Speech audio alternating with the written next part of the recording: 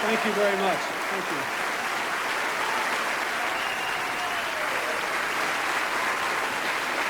It has been a profound honor for us and a great joy to do these Kennedy Center honors for 8 years in a row now. This night and every night before it has been a profound honor for Hillary and me. You may find people who do this night better in the future. You will never find anybody who loves it as much. Thank you, and God bless you. It has been called a glorious constellation of dance, music, theater, film, and television stars. Tonight, television's most honored program, the Kennedy Center Honors, a celebration of the performing arts.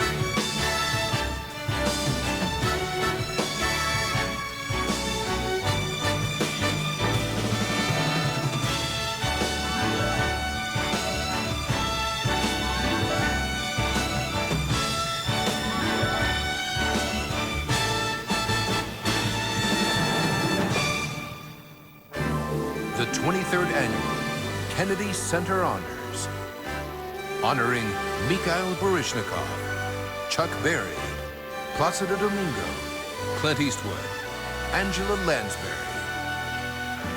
Ladies and gentlemen, Walter Cronkite.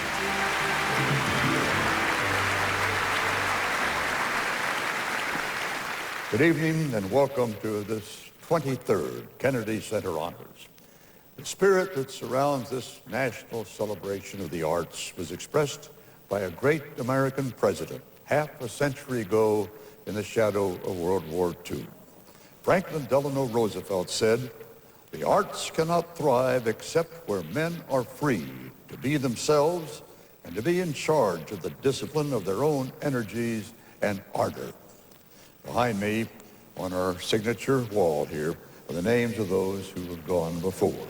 Tonight, we add the names of 5 artists to our roll of honor here. Consider their origins and the different paths they have taken to bring them here together tonight. A little kid who started in St. Louis with a 4-string guitar and duck-walked his way into a rockin' place in musical history.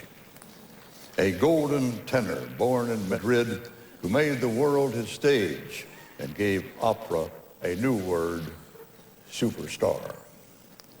A plucky gal from London who crossed the pond and found the highlands of film, theater, and television. An actor from Oakland, California, who decided that less was more and earned a fistful of success. A boy wonder from Riga, Latvia, whose bold leap to freedom led him to a new country and let him dance as no one else has, before or since.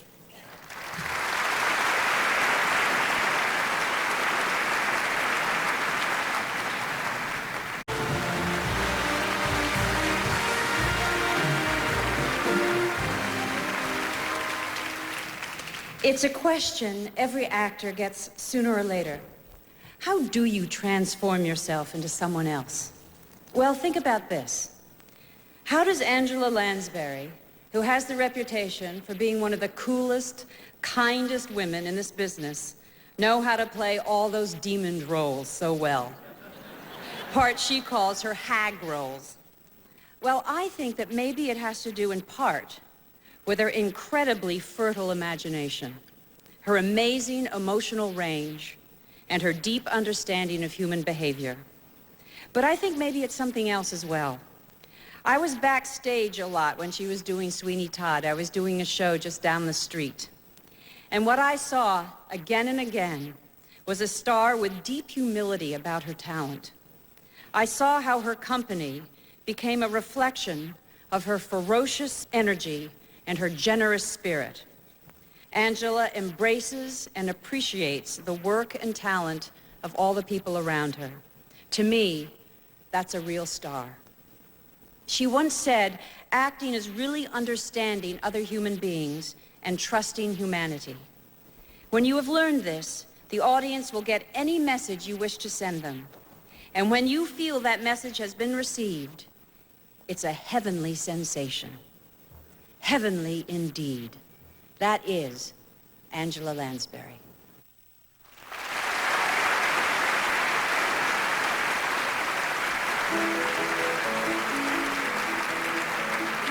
The songbird of London's Hamilton Terrace. Grew up wanting to be an actress just like her mom. When her father died, everything went topsy-turvy. World War II. Families were separating, sending children to the country. My mother wanted desperately to keep us together, she said. We left everything behind, and suddenly, we just weren't there anymore. New York. Angela is 17. She gets a small acting scholarship, gives readings, and works up a nightclub act. Then, she follows her mother to Los Angeles. After a year of back lots and casting calls, she was screen tested for one role and wound up with another.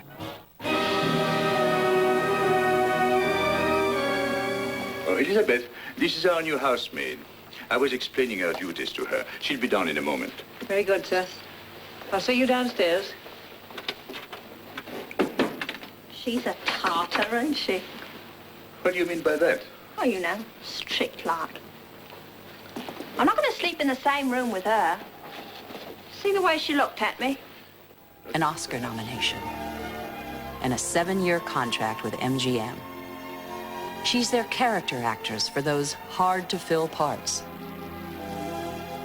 The innocent in The Portrait of Dorian Gray, she's sacrificed in Reel 1.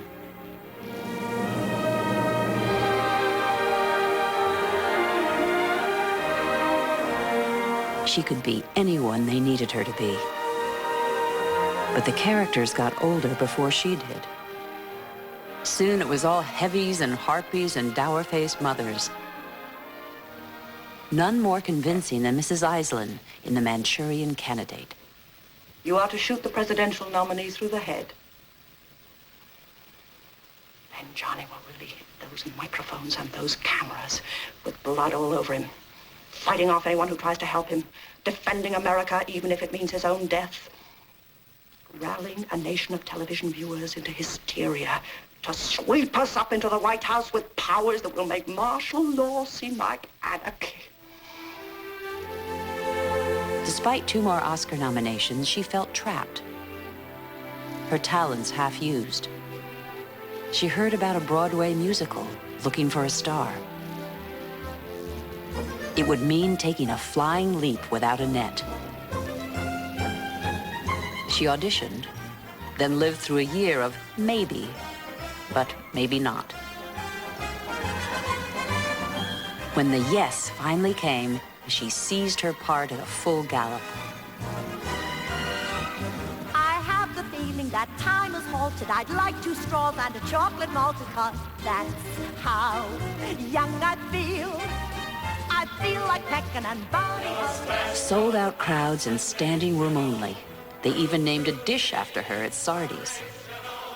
Stardom had finally found her, but Angela had just gotten started. This time, a classic. Goodbye to blueberry pie. Good riddance to all the socials I had to go to, all the No tepid revival. This was history-making on its own. Attend the tale of Sweeney Todd. customer. What you rush, what you hurry? You gave me such a fright. I thought you was the ghost half a minute. Can't you sit you down, sit? All I meant is that I haven't seen a customer for weeks. Did you come in for a pie? forgive me if he has a little bacon. What is that? But you think we have a plague? From the way the people keep aborting, now you don't. Mind you, I can't hardly blame. She had crossed the divide from star to Broadway legend. For an encore, she takes over American television on Sunday nights, holding the top spot for over a decade. Jess. They almost did it. They were that close to getting away with it. Every week at 10 to 9, we were confident she would figure out who done it. As the country's Sunday night sweetheart, she won her biggest audience yet. No one ever found a part she couldn't play.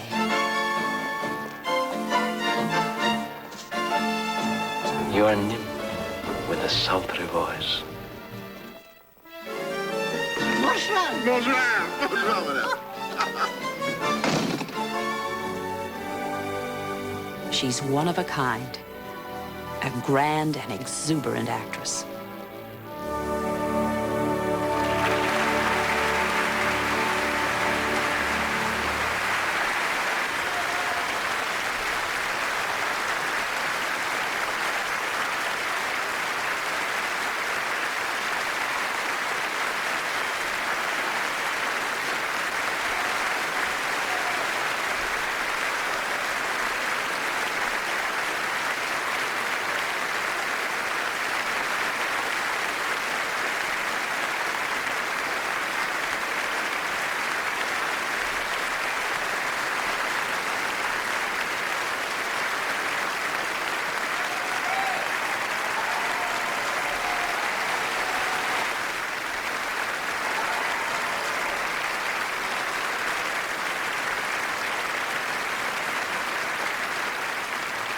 Here to honor Angela with songs from her musicals are three of Broadway's brightest stars. From Kiss Me, Kate, three-time Tony nominee Marin Mazzie, two-time Tony winner Donna Murphy, and this year's Tony winner from Contact, Karen Ziemba.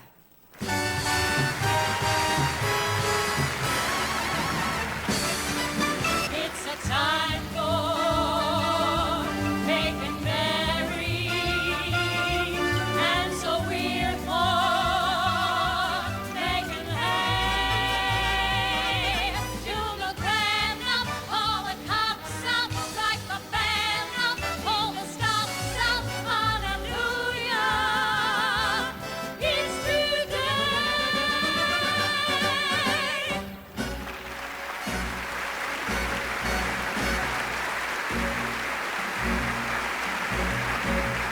Did you hear? Did you see? Was a parade in town. Were there drums without me? Was a parade in town. 'Cause I'm dressed at last, at my best, and my banners are high. Tell me while I was getting ready, did a parade go by?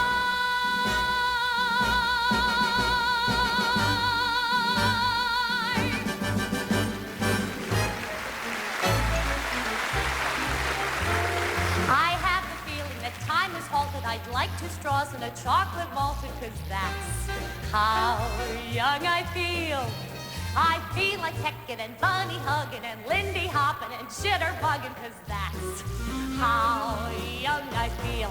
I'm mad for that big band beat. Wanna ride in a rumble seat. Sheldon's got the Chevy Lobo face full of frozen custard, to have a hot dog with sand and mustard, and ride the Ferris wheel. Oh, honey, 'cause that's how young I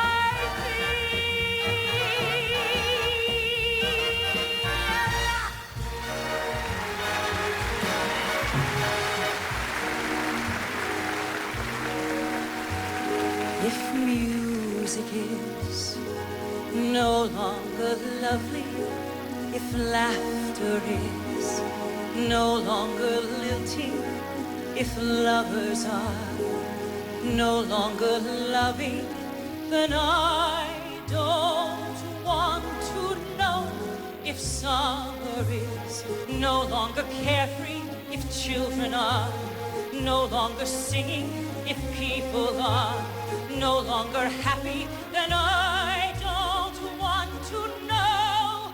Let me hide every truth from my eyes with the back of my hand. Let me live in a world full of lies with my head in the sand. For my memories all are exciting, my memories all are enchanting, my memories burn in my head with a steady glow. So if my friend, if love is dead, I don't want to know.